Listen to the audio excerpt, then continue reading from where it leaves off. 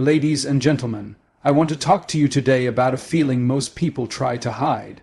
A feeling that creeps into your chest late at night when the world goes quiet. A feeling that makes you question your worth, your direction, your purpose. Loneliness, not just being alone, but feeling invisible even when you're surrounded by people.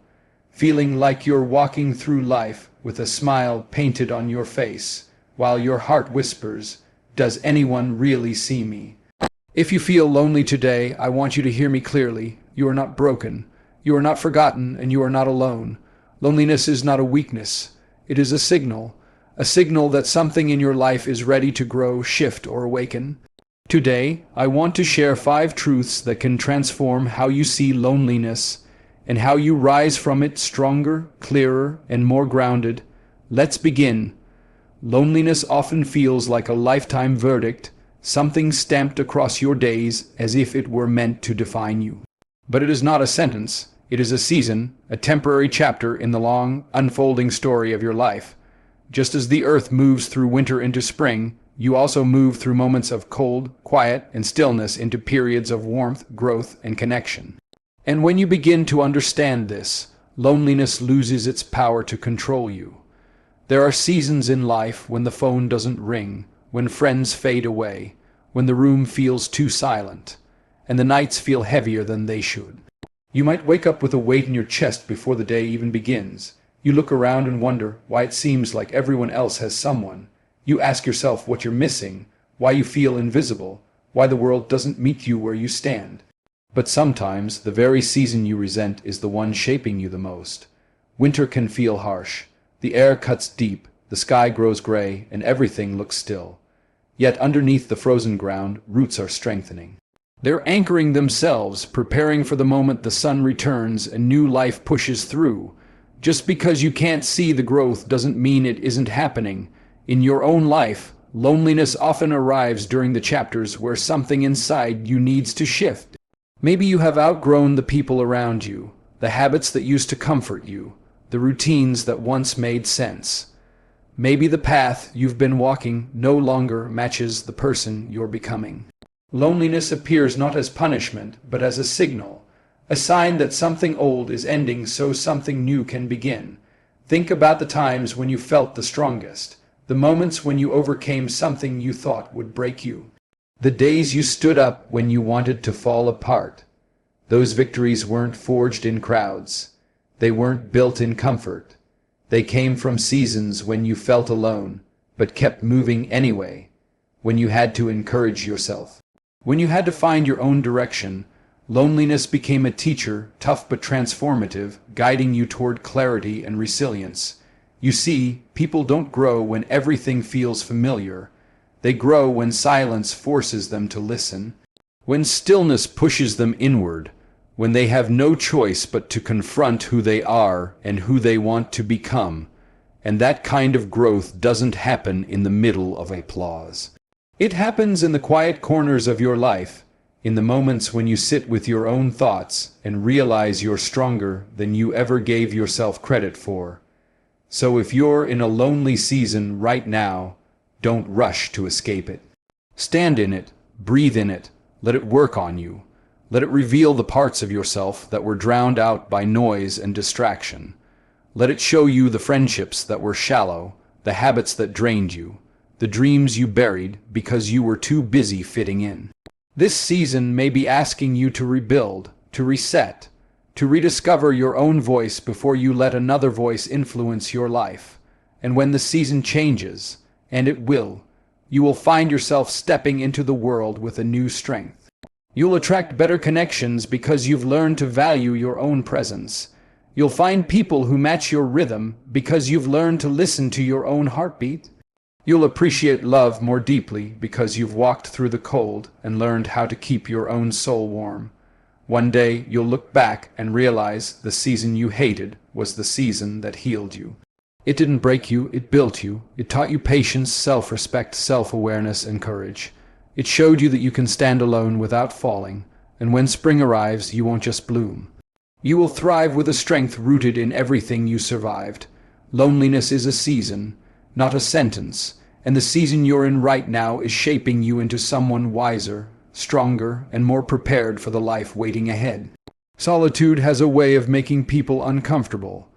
The world tells you to stay busy, stay surrounded, stay distracted.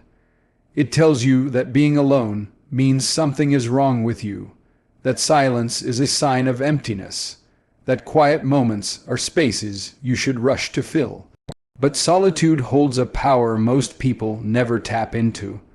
When you learn to sit with yourself, really sit with yourself, something begins to shift inside you. The noise fades, the pressure softens, and suddenly your own voice becomes clear in a way it never was before. Solitude is not loneliness. Loneliness says you are missing someone. Solitude says you are meeting yourself, and that is where the teaching begins. In the spaces where no one else is speaking into your life, you start to hear the truth of who you are. You notice the dreams you buried because you thought they were too big. You recognize the fears you kept under the surface because you didn't want to disappoint anyone. You see the places where you've been shrinking, bending, compromising parts of your soul just to keep the peace. When you finally step into solitude without fear, it becomes a mirror. It reflects your strengths, your weaknesses, your habits, your hopes. It shows you not who the world expects you to be, but who you have always been beneath the noise and expectations. It teaches you to stop chasing validation and start rooting yourself in your own worth. In solitude, you begin to understand that you do not need crowds to feel valuable, friends to feel important, or constant conversation to feel alive. You learn that your identity does not depend on applause. Think about the individuals who have achieved greatness, not by chance, but by discipline and devotion. So many of them spent years in quiet spaces, working when no one was watching, preparing when no one believed. Artists paint their best work in stillness. Writers craft their most powerful words in silence. Leaders make their strongest decisions when they step away from the noise and listen to their intuition.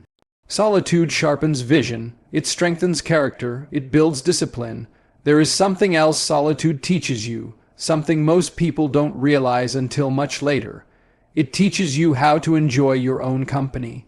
When you can sit alone and feel peace instead of panic, strength instead of fear, confidence instead of insecurity, you become unshakable. Suddenly, you stop accepting relationships that drain you. You stop holding on to people who only show up when it's convenient. You stop tolerating environments that suffocate your growth. Why? Because you have discovered that your own presence is not a punishment. It is a privilege. Solitude also gives you clarity. In the quiet, you start to understand what truly matters to you. Maybe you realize the job you've been chasing doesn't align with your purpose. Maybe the friends you've been trying to impress don't match your values. Maybe the life you've been living isn't the life you really want. Solitude gives you the courage to admit the truth, even when it's uncomfortable. And once you see the truth, you cannot unsee it. Then comes the transformation. The moment you realize that solitude is not empty, but full. Full of insight, full of lessons, full of potential, full of the strength you didn't know you had. When you embrace solitude, you stop running from yourself, you start learning from yourself, you start trusting yourself. And that trust becomes a foundation no one can shake. This is the gift of solitude. It shows you who you are without the world's distractions. It teaches you that your peace is powerful, your purpose is real, and your presence is enough. And when you walk back into the world after learning from solitude, you don't walk in seeking approval. You walk in carrying a quiet confidence that comes from knowing exactly who you are and where you're headed. Solitude becomes your teacher, and once you learn from it, you rise with a strength that cannot be broken. There comes a point in life when you realize that being surrounded by people does not mean you feel supported. You can be in a room full of voices, laughter, conversations, and still feel like your heart is standing alone in the corner. That is because what you truly need is not a crowd. You need connection. Real, meaningful, soul-level connection that reaches deeper than small talk and surface-level friendships. Crowds can fill your space, but only connection can fill your spirit. So many people chase popularity while starving for companionship. They collect contacts, followers, acquaintances, thinking the more people they gather, the less alone they'll feel. But numbers don't heal loneliness. Numbers don't understand your struggles. Numbers don't hold you together when life gets heavy. Real connection is rare because it requires honesty, vulnerability, and presence. It asks you to show up as yourself, not the version of you the world expects. There is a moment you realize that you don't need everyone to like you. You just need the right people to stand with you. The kind of people who listen when you speak, who notice when you're hurting even when you say you're fine, who understand your silence as clearly as your words. These are the people who make your journey easier, not by solving your problems, but by reminding you that you don't have to walk through them alone. Think about the strongest relationships you've ever had, the moments that truly mattered. They rarely came from the crowd. They came from the few individuals who saw you during your unpolished moments, your messy moments, your honest moments. Maybe it was that one friend who stayed up late with you when you felt like giving up. Maybe it was a parent or sibling who believed in you before you believed in yourself. Maybe it was a mentor who told you to stand tall when you felt too small. These connections shaped you far more than any group ever could. Connection is built through shared truth, shared effort, and shared humanity. It is built through presence, and presence is something a crowd can never give you. A crowd sees your image. Connection sees your soul. A crowd hears your words. Connection hears your meaning. A crowd comes for the moment. Connection stays for the journey. When you understand this difference, you stop chasing attention and start honoring the relationships that truly matter. There is power in choosing depth over distance. There is strength in letting go of relationships that drain you just because you fear being alone. When you find real connection, loneliness becomes less about who is around you and more about who understands you. Even one person who truly gets you can bring more peace than 1,000 people who barely notice you. And sometimes, the person you need to connect with most is yourself. Because when you build a strong connection with your own heart, you stop accepting shallow relationships just to fill empty spaces. Life is too short to surround yourself with noise. You deserve people who energize your dreams, not drain your passion. People who encourage your growth, not your comfort zone. People who challenge you to rise, not settle. And those people are never found in the middle of a crowd. They are discovered in the quiet moments, in honest conversations, in times when you dare to open your heart a little wider. Connection is a choice. It requires effort. It requires discernment. It requires the courage to walk away from crowds that applaud you but don't know you, and walk toward relationships that might be small in number but big in meaning. When you choose connection over crowds, something incredible happens. You begin to feel supported, grounded, and seen in ways you didn't know were possible. You start to experience companionship that strengthens your spirit and companionship that aligns with your purpose. You don't need the world to stand with you. You just need the right few. And once you find them, you realize that true connection was never about quantity. It was always about quality. And that quality has the power to change your life. Honesty with yourself is one of the hardest things you will ever practice, but it is also one of the most liberating. Most people spend years running from their own truth, avoiding the mirror because they fear what it might reveal. They seek distractions, excuses, and noise to drown out the inner voice that keeps whispering, telling them something isn't right, something needs to change.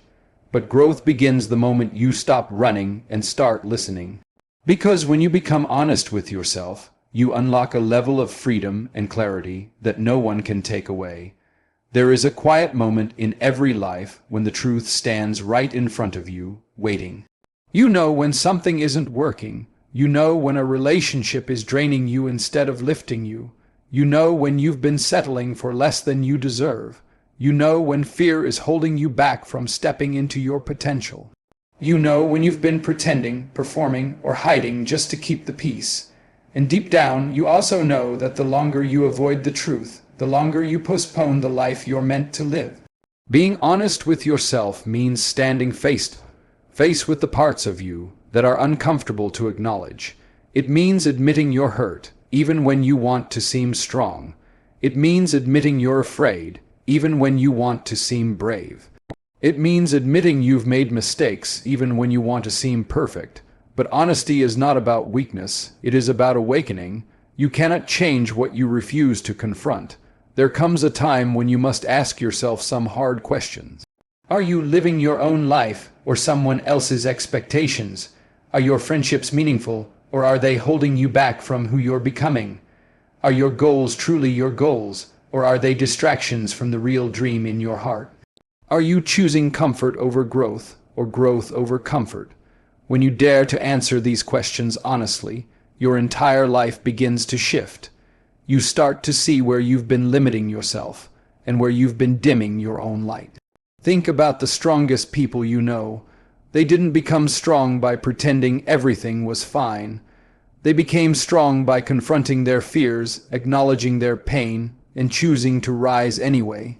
They were honest enough to admit when something needed to change. That honesty became the foundation of their growth, and the same can happen for you. The truth is, honesty with yourself does not break you. It builds you. It teaches you to set boundaries where you've allowed disrespect. It teaches you to walk away from environments that suffocate your spirit. It teaches you to stand up for your dreams instead of shrinking them to make others comfortable. When you live with self-honesty, you stop settling for half-hearted effort and half-hearted love. You start valuing yourself enough to demand better from life, from others, and most importantly, from yourself. There is a deep kind of peace that comes with honesty. When you stop lying to yourself, you stop lying to the world. You start walking with intention instead of confusion. You start choosing relationships that align with your purpose instead of your loneliness. You start creating habits that push you forward instead of hold you back. Suddenly, your life feels cleaner, clearer, and more meaningful because you are no longer living in conflict with your own truth. Eventually, honesty transforms into power. When you know who you are, you stop being shaken by opinions. When you know what you want, you stop being distracted by what you don't need. When you know your worth, you stop entertaining anything that threatens your peace. And when you know your truth, you walk into every room with a confidence that comes from within, not from applause or approval. Honesty with yourself is the beginning of wisdom, the beginning of healing, and the beginning of becoming the person you were always meant to be. It is the quiet courage that leads to the loud transformation, and once you embrace it, there is no limit to how far you can rise. There are days when life feels heavy, when your mistakes sit on your shoulders like weights you can't shake off, when your thoughts turn against you, and the world feels too dim to walk through. On those days, it's easy to believe you don't deserve love. It's easy to think you've failed too much, fallen too far, or broken too many pieces inside yourself.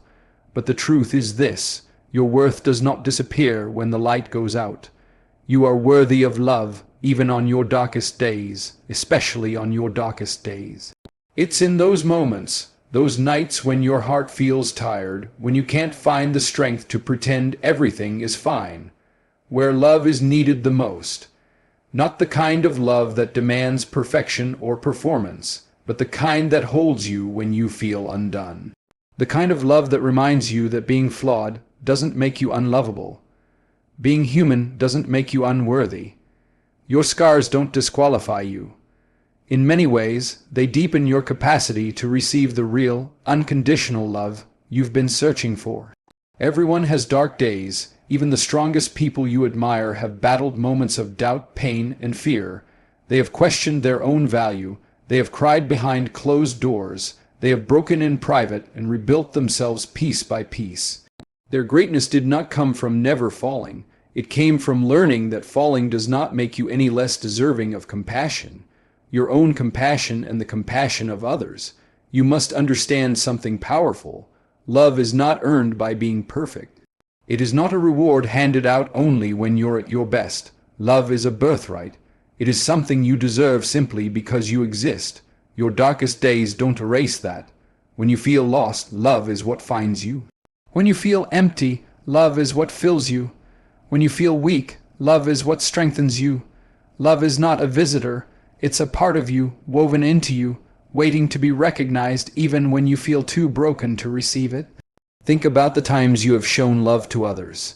When someone you cared about was hurting, did you judge them? Or did you reach out, offer comfort, tell them they mattered? If you can offer that to others, why can't you believe that you deserve the same tenderness, the same understanding, the same grace? Your compassion towards others is not a sign that they are worthy. It is proof that you are capable of giving love. And anyone capable of giving love is worthy of receiving it too. There are people in this world who care about you more deeply than you realize. There are people who see your goodness even when you can't. There are people who value your presence, your words, your energy, even if they haven't said it out loud. You matter more than you know, and your darkest days don't dim your value. In some ways, they reveal your strength, because you're still here, still fighting, still trying. But there is another kind of love you must embrace, and it might be the hardest one, the love you give yourself. You must learn to be gentle with yourself. You must allow yourself to be human. You must forgive yourself for not being perfect. When you stand in front of the mirror and see someone who is still standing despite the storms, you must learn to appreciate that strength. The world may not always reflect your worth back to you, but you have the power to remind yourself of it. Self-love does not mean ignoring your flaws. It means understanding that your flaws do not define your worth. It means knowing that even on the days when you feel broken, you are still whole. Even on the days when you feel lost, you are still valuable. Even on the days when you feel undeserving, you are still deserving of kindness, patience, and love. Your darkest days are chapters, not conclusions. They do not determine who you are, they reveal who you can become. They show you what needs healing, they show you what needs attention. They guide you toward deeper understanding. And through it all, one truth remains. You are worthy of love, not because of what you do, but because of who you are. So breathe, rest, stand up slowly if you have to. You don't have to be perfect to deserve love.